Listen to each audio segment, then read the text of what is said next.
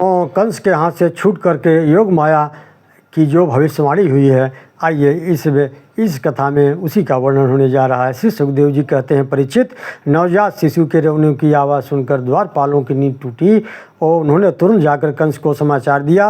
वह एकदम शैया से उठकर गिरते पर ठोकरे खाते हुए वह प्रसूति गृह में जा पहुंचा। देवकी के विनय करने पर भी उस सठ कंस ने उसकी एक न सुनी और अपनी नवजात भांजी के पैर पकड़कर बड़े जोर से एक चट्टान पर दे मारा। परंतु श्री कृष्ण की वह छोटी बहन होने के कारण कन्या तो थी ही नहीं, श्री साक्षात देवी थी। उसके हाथ से छूटकर तुरंत आकाश में वह कन्या चली गई और अपने बड़े बड़े 8 हाथों से में आयुध लिए हुए दिखाई दी। दिव्य माला, वस्त्र, चंदन, आभूषणों से धनुष, त्रिशूल, बाण, ढाल, तलवार, शंख, चक्र, गदा हाथ में था। सिद्धिचारण भी उसकी स्तुति कर रहे थे। उस समय देवी ने कंस से कहा, अरे मूर्ख, मुझे मारने से तुझे क्या मिलेगा? तेरे पूर्व जन्म का शत्रु तुझे मारने के लिए किसी स्थान पर पैदा हो चुका है। अब तू व्यर्थ निर्दोष बालकों की हत्या न किया कर। देवी की यह बात सुनकर कंस को असीम आश्चर्य हुआ तथा उसने उसी समय देवकी और वसुदेव जी को कैद से छोड़ दिया। बड़ी नम्रता से उससे क्षमा मांगी। परीक्षित, कंस देवकी से अनुमति लेकर अपने महल में चला गया। दूसरे दिन कंस ने अपने मंत्रियों को बुलाकर योग माया ने जो कुछ कहा था वह सब कह सुनाया। फिर उनकी सलाह के अनुसार उसने जितने सद्योजात बालक हो उस दिन पैदा हुए थे उन्हें मार डालने का आदेश दे दिया तथा गौ, ब्राह्मण, यज्ञ आदि को भी नष्ट कर डालने का आदेश दिया था। श्री सुखदेव जी कहते हैं, परीक्षित, नंद बाबा बड़े मनस्वी और उदार थे। पुत्र का जन्म होने पर उनका हृदय आनंद से भर गया। उन्होंने तुरंत ब्राह्मणों को बुलाकर स्वस्ति वाचन और अपने पुत्र का जाति कर्म संस्कार करवाया। साथ ही देवता और पितरों की विधि पूर्वक पूजा करवाई। संस्कारों से ही गर्भ की शुद्धि होती है, यह प्रदर्शित करने के लिए अनेक दृष्टांतों का उल्लेख किया गया है। समय से नूतन जल एवं अशुद्ध भूमि आदि, स्नान से शरीर का शुद्धि होती है, प्रक्षालन से वस्त्र, संस्कारों से गर्भादि, तपस्या से इंद्रादि, यज्ञ से ब्राह्मण, दान से धन आदि और संतोष से मन आदि द्रव्य शुद्ध होते हैं। परंतु आत्मा की शुद्धि तो आत्मज्ञान से ही होती है। नंद बाबा के यहाँ पुत्र उत्पन्न हुआ है, यह सुनकर समस्त ब्रज के ग्वालों ने श्रृंगार किया और गाय बैलों बछड़ों का भी श्रृंगार किया। तत्पश्चात विभिन्न प्रकार की भेंट लेकर ग्वाल, स्त्री, पुरुष शीघ्रता से पूर्वक नंद बाबा के घर आए। नंद बाबा ने भी गोपों की और अन्य सभी को बहुत से वस्त्र, आभूषण और गौए आदि दी। ततः आरंभ्य नंदस्य ब्रज सर्व समृद्धिमान हरे निवासात्म गुणे रमा क्रीड्य भून नृप। श्री सुखदेव जी कहते हैं, परीक्षित, उस दिन से नंद बाबा के ब्रज में सभी प्रकार की रिद्धि सिद्धि अटकेलियाँ करने लगी। भगवान श्री कृष्ण के निवास स्थान उसके स्वाभाविक गुण के अनुरूप वह ब्रज भूमि लक्ष्मी जी का क्रीड़ा स्थल बन गई। कुछ दिनों बाद नंद बाबा ने गोकुल की रक्षा का भार दूसरे गोप को सौंपकर स्वयं कंस का वार्षिक कर चुकाने के लिए मथुरा चले गए। वसुदेव जी नंद के द्वार पर आए। यह विवल होकर एक दूसरे से भेंट की।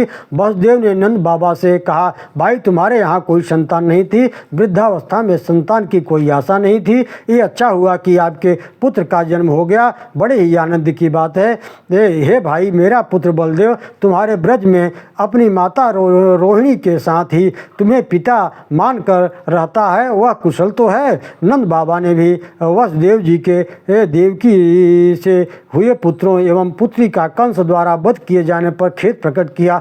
कुशल क्षेम जानने के बाद वसुदेव ने नंद बाबा से शीघ्र ही गोकुल लौटने को कहा और उसका कारण बताया कि आजकल गोकुल में बड़े ही उत्पात हो रहे हैं। सज्जनों, पूतना का उद्धार है। आइए, बहुत अच्छी मार्मिक कहानी है, कथा है। श्री सुखदेव जी कहते हैं, परीक्षित, नंद बाबा जब मथुरा से चले तब रास्ते में वसुदेव का कथन झूठा नहीं हो सकता। उनके मन में उत्पात की संख्या होने लगी। इसी बीच कंस ने 9 उत्पात बालकों का नाश करने के लिए पूतना नाम की राक्षसी को भेजा। वह घूमती हुई गोकुल जा पहुँची। उसने सुंदर स्त्री का रूप बना रखा था। अब वह अनायास ही नंद बाबा के महल में घुस गई और बोली, बहन यशोदा बधाई हो। अरे बहन नेक और लाल का मुख तो दिखा देव। यशोदा जी अपने गृह कार्य में व्यस्त थी। सहसा पूतना की नज़र सैया पर लेटे हुए बालक भगवान श्री कृष्ण पर पड़ी। परीक्षित, भगवान तो दुष्टों के काल हैं। उन्होंने उसी क्षण वो जान लिया कि यह पूतना ग्रह है और अपने नेत्र बंद के लिए अविद्या ही पूतना है। अविद्या भगवान की दृष्टि के सामने टिक नहीं सकती, इसीलिए भगवान ने नेत्र बंद कर दिए थे। अपने काल रूप भगवान को पूतना ने गोद में उठा लिया और उनके मुंह में अपना विष लगा हुआ स्तन दे दिया। भगवान ने क्रोध को अपना साथी बनाया और दोनों हाथों से उसके स्तन को जोर से दबाकर उसके प्राणों को सहित दूध पीने लगे। उसी बीच पूतना छटपटाती हुई वहाँ से निकलकर भागी। बाहर जाकर वह धड़ाम से गिर पड़ी। उसकी भयंकर चिल्लाहट से गोप गोपी ग्वाल बालों के हृदय, कान और सिर फटने लगे। जब गोपियों ने देखा कि बालक श्री कृष्ण उनकी छाती पर निर्भर होकर खेल रहे हैं, तब उन स्त्रियों ने तुरंत ही श्री कृष्ण को उठा लिया। फिर यशोदा और रोहिणी के साथ गोपियों ने बाल कृष्ण के ऊपर गाय की पूंछ घुमाई ताकि नज़र उतारने लगे।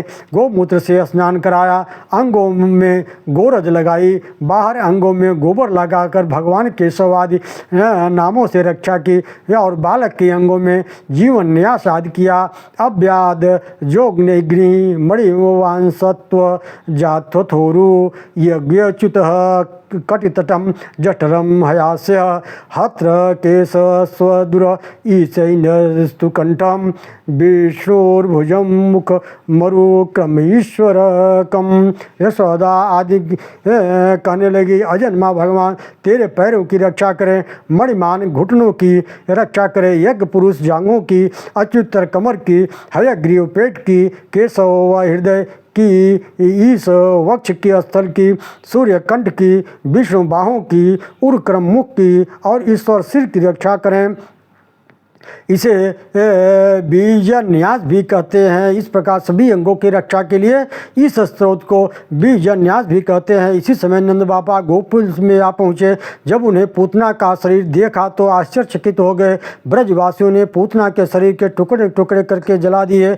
जब उसका शरीर जलने लगा तो उसके धुएं से अगर चंदन की सी गंध आने लगी। क्यों न हो, भगवान ने जो उसका दूध पिया था, पूतना मौसी कहकर उसे बुलाया था। पूतना को वह उत्तम गति मिली जो माता को मिलनी चाहिए थे। आपको ज्ञात होगा कि पूतना पूर्व जन्म में राजा बलि की पुत्री रत्नमाला थी। भगवान वामन के रूप को देखकर उनके प्रति उसके मन में पुत्रोचित स्नेह उत्पन्न हो गया था। बोलो पूतना महारानी की जय। ओम सज्जनों, अब तृणावर्त नामक राक्षस का यहाँ भगवान ने उद्धार किया है, उसकी कथा है। श्री सुखदेव जी कहते हैं, परीक्षित, एक बार संभवतः तीसरे महीने में भगवान श्री कृष्ण के करवट बदलने का उत्सव मनाया जा रहा था। उसी दिन उनका जन्म नक्षत्र भी था। घर में बहुत सी स्त्रियाँ भीड़ लगी थी। यशोदा जी ने ब्राह्मणों द्वारा स्वस्थ वाचन कराकर स्वयं बालक श्री कृष्ण को नहलाने का कार्य से संपन्न कर लल्ला को शैया पर एक टुकड़े छकड़े के नीचे सुला दिया। यशोदा जी वो अतिथियों के सत्कार में लग गई। उधर श्री कृष्ण स्तनपान के लिए रोने लगे। रोते रोते अपने पैर उछालने लगे। उनका नन्हा सा पाँव लगते ही विशाल छकड़ा उलट गया तथा उस पर रखे दही, दूध, दही आदि बर्तन भी फूट गए। इस घटना को देखकर सब लोग व्याकुल हो गए। वहाँ खेलते हुए बालकों ने कहा कि इस श्री कृष्ण ने ही रोते रोते अपने पैरों की ठोकर से इसे उलट दिया है। परंतु गोपी ने इसे बालकों की बात मानकर उस पर विश्वास नहीं किया। वे उस अनंत बल को नहीं जानते थे। हिरण्याक्ष के पुत्र उत्कच ने एक बार लोमस ऋषि के वृक्षों को कुचल डाला था। लोमस ऋषि ने उसे देह रहित होने का शाप दे दिया। वही असुर छकड़े में आकर बैठ गया था और भगवान के चरण स्पर्श पाते ही वह दैत्य मुक्त हो गया। एक दिन की बात है, यशोदा जी अपने प्यारा लल्ला को गोंद में लेकर दुलार रही थी कि सहसा श्री कृष्ण का शरीर चट्टान के समान भारी होने लगा।